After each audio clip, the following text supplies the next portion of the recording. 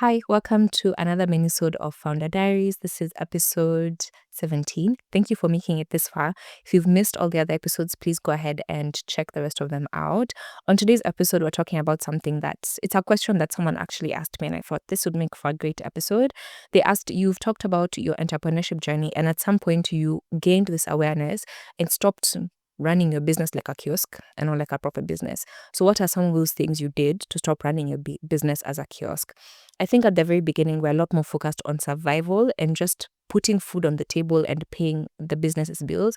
But at some point, you're forced to step back and look at, okay, what am I actually building? Is it scalable? Does it make sense? So here are some things that I did to help my business feel more like a proper business and less like a kiosk. One, I started paying myself consistently for the most part. Let me say for the most part.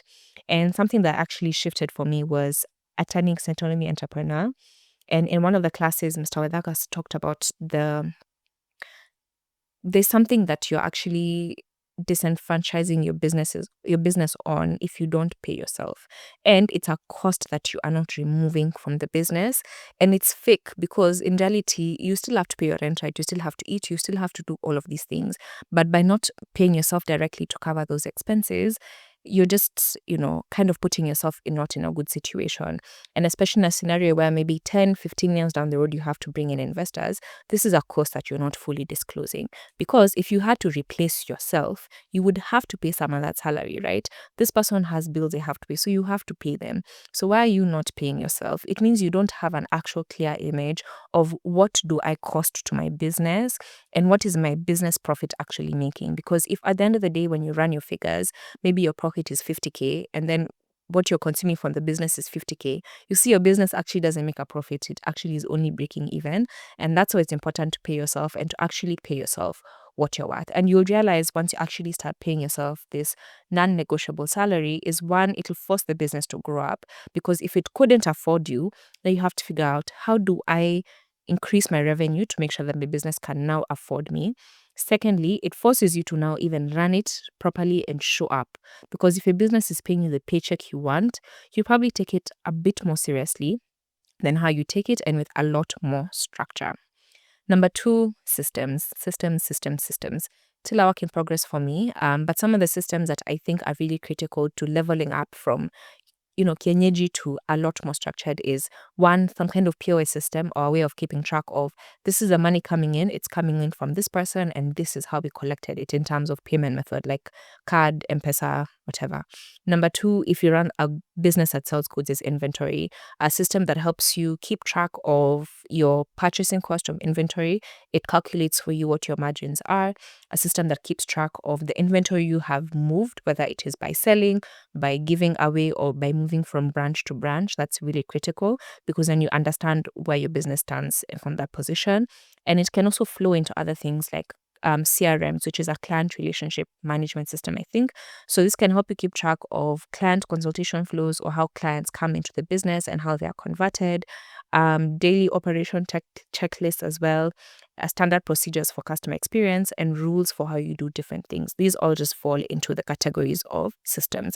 And systems don't necessarily make your business stiff. It just makes everything replicable. So think if now you maybe sell grains, for example, like cereals, like ndengu, njahe, all of those things.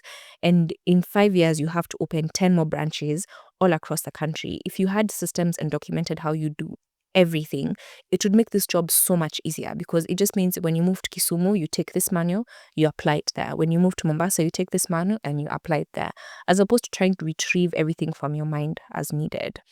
Number three, delegating and removing myself from the business. Again, this is still a work in progress. Delegation is something that comes difficult for me, to be honest, but I'm still trying to do it. And it really reveals your inner trust issues, your control issues, and also your people management skills as well.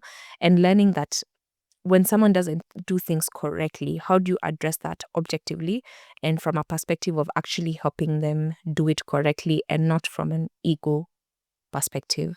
I'll just let you think about that. So it made me start thinking about hiring intentionally, hiring people who are capable and competent, and not just simply hiring someone because, okay, you seem like you kind of know what you're doing, but now you'll be more specific about looking for someone, the best, most qualified person for that role. The fourth thing is planning, especially financial planning. I came from a point where I never used to look at the books. Like, it's the end of this month, let's see, how did we do last month? What did we spend money on? Nothing. I was just surviving on vibes, to be honest. I don't understand why I was not doing it.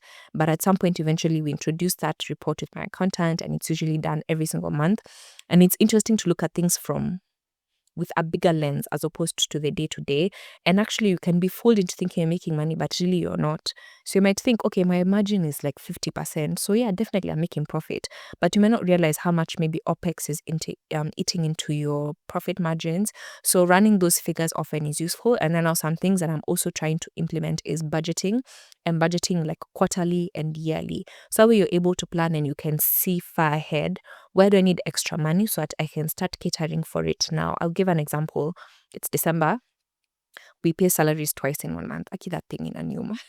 So we pay November. Okay, I usually pay my salaries on 3rd. So I pay November salaries on 3rd.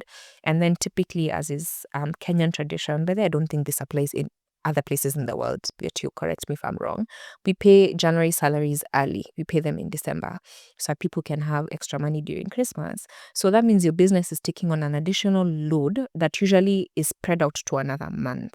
So if you can think about that in January and even start planning for those salaries now. So maybe if your payroll is 200K, you can say, okay, I know that it'll be a strain on the business in December. So let me start saving in Jan. And how much money would that be? I think it's maybe like 20K a month, and that would cover you. So that when December comes, you already have the money.